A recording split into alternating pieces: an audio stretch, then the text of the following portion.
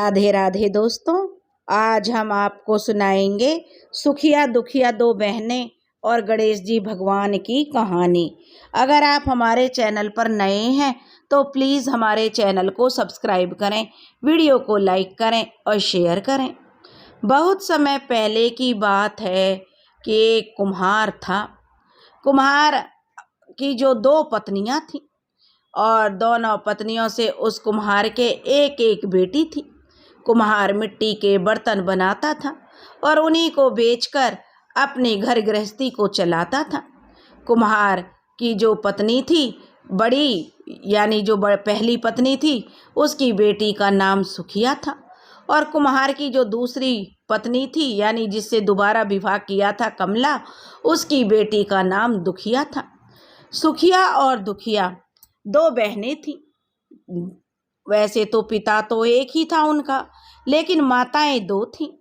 कुम्हार जो था वह अपनी बड़ी पत्नी और उसकी बेटी को ज़्यादा प्यार करता था, और जो दुखिया और उसकी माँ कमला पर कुम्हार बहुत ही कम ध्यान दिया करता था। कुम्हार का नाम दीनदयाल था।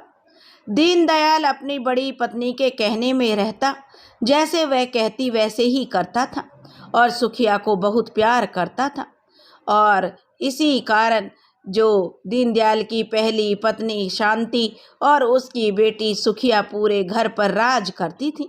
इधर छोटी पत्नी कमला और उसकी बेटी दुखिया घर का काम किया करती।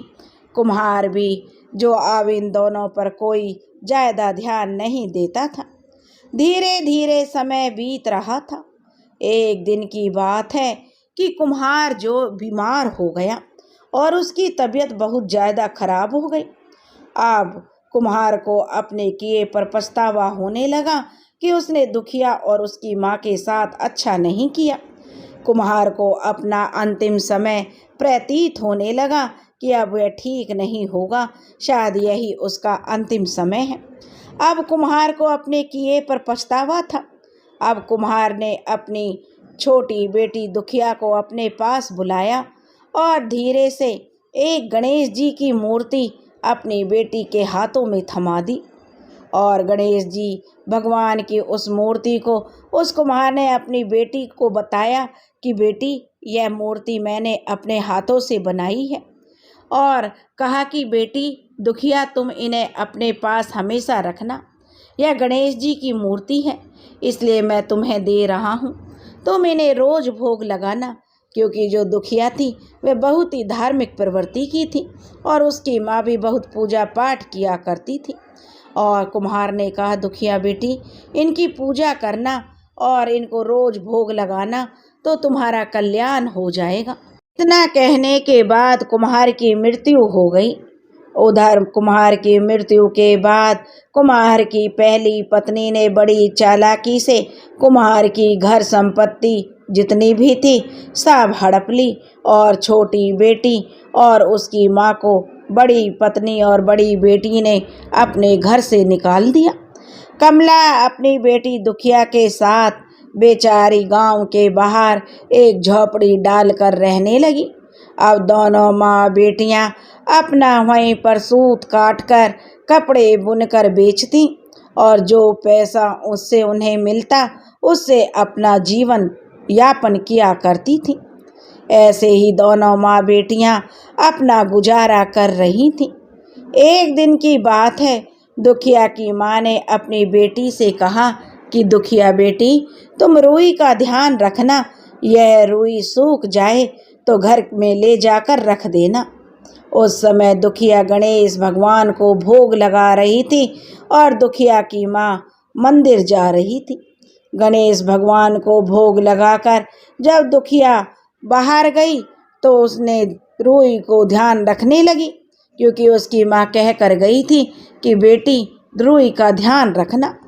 तभी जोर से एक हवा का झोंका आया और दुखिया की सारी रुई को उड़ा कर ले गया। यह देखकर दुखिया बहुत ही चिंतित हो गई कि अब वह माँ को क्या जवाब देगी। अब दुखिया बहुत दुखी हो गई और गणेश जी भगवान को याद करने लगी और रोने लगी। अब जब सच्चे दिल से भगवान को पुकारते हैं तो दुखिया तो वैसे भी सच्चे हृदय से भगवान गणेश को याद कर रही थी।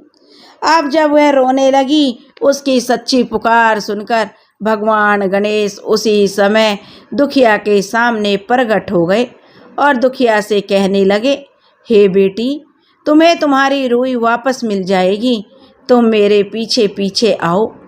अब दुखिया गणेश जी भगवान के पीछे पीछे चल पड़ी।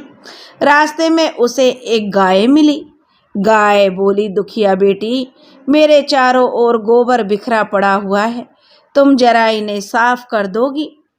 और तुम कहते हैं ना कि मेहनत और दूसरों की सेवा करने की तो आदत थी दुखिया को। वह तो अपने स्वभाव के अनुसार जो बहुत ही कोमल दिल की थी, वह कभी किसी दूसरे की मदद करने से पीछे नहीं हटती थी। इसलिए अब दुखिया ने उस गाय का गोबर साफ करने लगी। उसके बाद गाय के आगे उसने घास का एक बड़ा सा गट्ठर रख दिया और पानी भरी बाल्टी भी रख दी। तब गौ माता ने कहा कि बेटी, आते समय मुझसे मिलते जाना। अब दुखिया आगे चली गई। आगे जाते जाते उसे एक केले का पेड़ मिला, क्योंकि ज्येष्ठ का महीना था।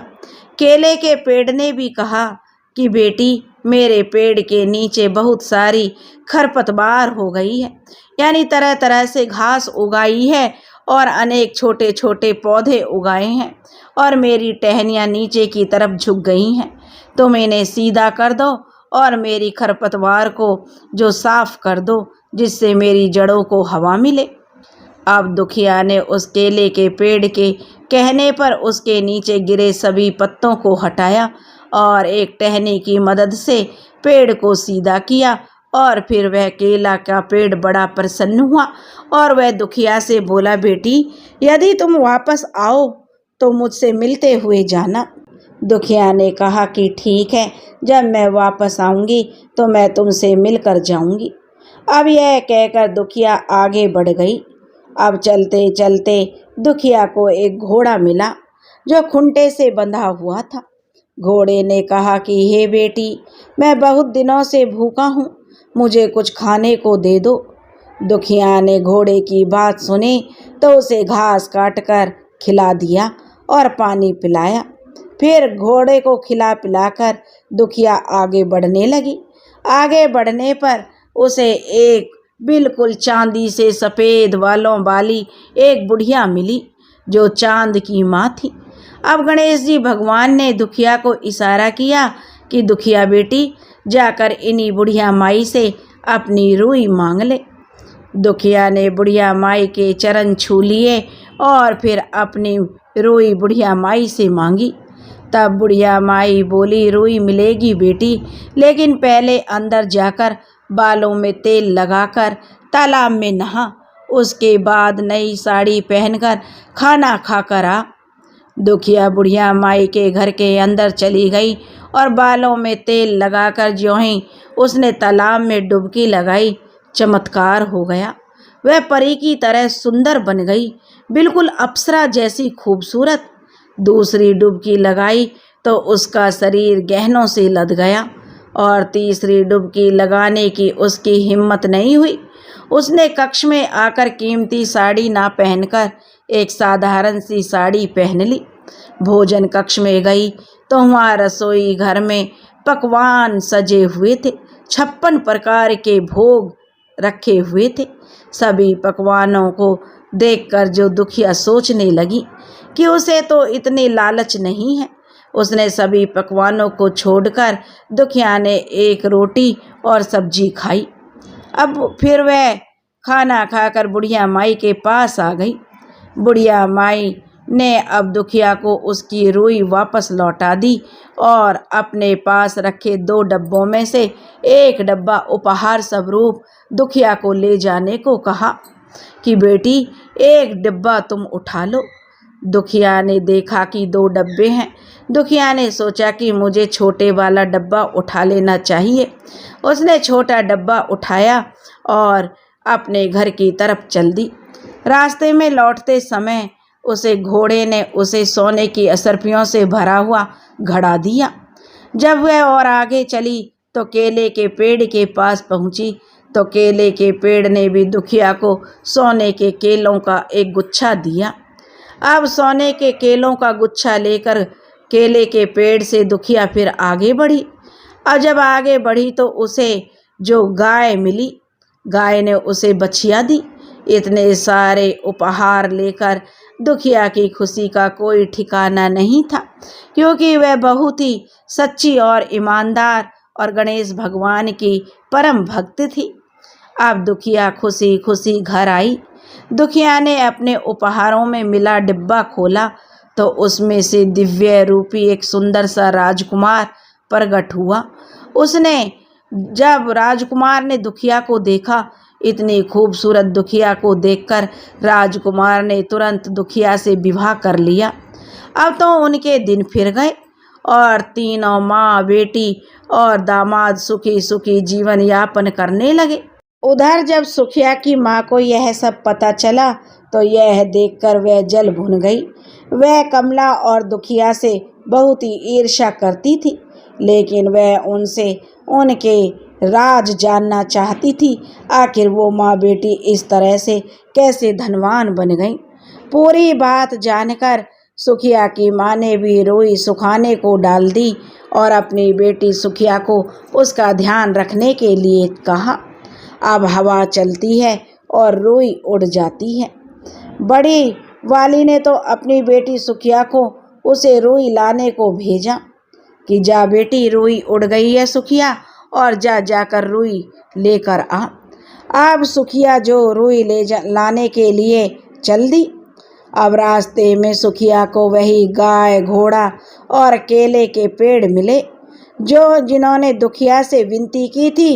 वैसी विनती उन्होंने सुखिया से भी की कि हम भूखे हैं, हमें जो कुछ चारा डाल दो। जैसे ही उन्होंने दुखिया से की थी, केले के पेड़ ने कि मेरी टहनियाँ झुक गई हैं, इन्हें सीधा कर दो। घोड़े ने भी कहा था कि मैं कई दिनों का भूखा हूँ, मुझे कुछ खाने को दे दो। सुखिया उनकी बातों को अनसुना करके और मुंह बनाकर आगे चली गई कि किसके पास इतना समय है जो इन्हें चारा पानी डालेगा, और आगे बढ़ गई।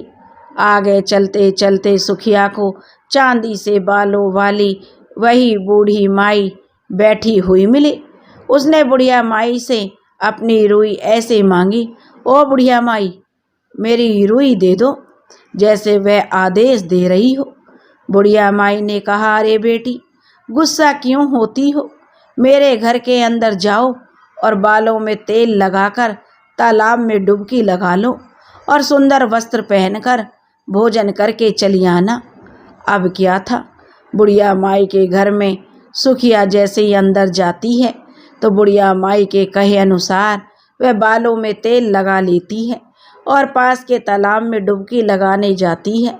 जैसे ही एक डुबकी सुखिया लगाती है तो वह सोने, चांदी, हीरे, मोती के आभूषणों से लद जाती है। इसके बाद तो जो अब सुखिया देखकर आश्चर्यचकित रह जाती है। उसने सोचा कि एक डुबकी और लगा लेती हूँ और ज़्यादा गहने मुझे मिल जाएंगे। जब सुखिया दूसरी डुबकी लगाती है तो वह एक राक्षसी बन जाती है। यह देखकर अब सुखिया बहुत दुखी हुई। फिर वह बुढ़िया माई के घर में गई। वहाँ बहुत ही सुंदर साड़ी उसने पहनी और अच्छे अच्छे पकवान खाए और बुढ़िया माई के पास आकर फिर से अपनी रुई मांगने लगी। बुढ़िया माई ने कहा, बेटी, ये 2 डब्बे रखे हुए हैं, एक छोटा है, एक बड़ा है, जो भी तुम्हें लेना है ले सकती हो। सुखिया के अंदर तो लालच था। उसने तो लालचवश बड़ा डब्बा उठा लिया कि बड़ा डब्बा है तो इसमें चीज़ें भी ज़्यादा ही होंगी। इसलिए वह सारी चीज़ें लेकर सुखिया अपने घर की तरफ चलने लगी। सुखिया अभी आगे चली ही थी कि रास्ते में घोड़े के पास जाती है तो घोड़े ने सुखिया को एक लात मारी और लात खाकर सुखिया कराहते हुए उठी और फिर आगे चलने लगी। जब वह केले के पास पहुंची तो उस केले ने उसके ऊपर छिलकों की बरसात कर दी। यह देखकर सुखिया मुंह बनाने लगी कि इस केले को भी क्या हो गया है, अरे इसका मैंने क्या बिगाड़ा है। अब सुखिया आगे चली तो उस गाय के पास पहुँची। अब गाय ने भी उसे सींग मारकर दूर फेंक दिया। अब रोती बिलखती सुखिया वहाँ से चल दी और रोते रोते अपने घर आ गई और घर आकर अपनी माँ को सारी बात बताई। अब जब रात होती है तो उसने रात में वह उपहार वाला डब्बा अपनी माँ को दे दिया कि माँ, यह उपहार वाला डब्बा उस बूढ़ी माई ने दिया था। अब दोनों माँ बेटियों के मन में तो लालच था। उन्होंने सोचा इसमें बहुत सारे हीरे मोती जवाहरात होंगे, लेकिन रात में जब वो डब्बा खोलती हैं तो उसमें से एक बहुत ही विशाल अजगर निकलता है। उस अजगर ने सुखिया को निगल लिया और उसकी माँ रोती बिलखती घर से बाहर निकलकर भाग गई। उसकी माँ घर से बाहर निकल गई और इधर सुखिया को अजगर निगल गया। अब यह देखकर तो जो उसकी माँ का जो सब कुछ ही खत्म हो गया था, क्योंकि अब उसके पास कुछ बचा ही नहीं था, कुछ भी नहीं बचा। क्योंकि गणेश जी भगवान ने उसे ऐसा सबक सिखाया कि लालच करने का फल कैसा होता है। सुखिया दुखिया को बहुत परेशान करती थी। सुखिया की माँ और दुखिया की माँ को जो इतना परेशान करती थी, कभी उसे सुख का टुकड़ा नहीं खाने देती थी। कुम्हार भी सुखिया सुंदर थी, दुखिया रंग में काली थी, तो दुखिया और उसकी माँ पर कोई ध्यान नहीं देता था। सुखिया और उसकी माँ उन दोनों माँ बेटियों पर बहुत अत्याचार किया करती थी। घर का सारा काम कराती, नौकरों जैसा व्यवहार उनके साथ करती थी। लेकिन दुखिया और उसकी माँ गणेश भगवान की परम भक्त थी, तो उन्होंने कभी भी जो पलटकर जवाब नहीं दिया। हमेशा वो घर का काम अपना घर समझकर करती थी। लेकिन कुम्हार को मरते समय एहसास हो गया था कि उसने इन दोनों माँ बेटियों के साथ बहुत बुरा किया था, इसलिए उसने गणेश भगवान की प्रतिमा दुखिया को दी थी, क्योंकि वह जानता था दुखिया और उसकी माँ गणेश भगवान की परम भक्त हैं और वह अपने करनी पर पछताता हुआ मृत्यु को प्राप्त हो गया था। उसने सोचा था मरने से पहले तो कम से कम अपनी बेटी के लिए कुछ अच्छा सोच ले।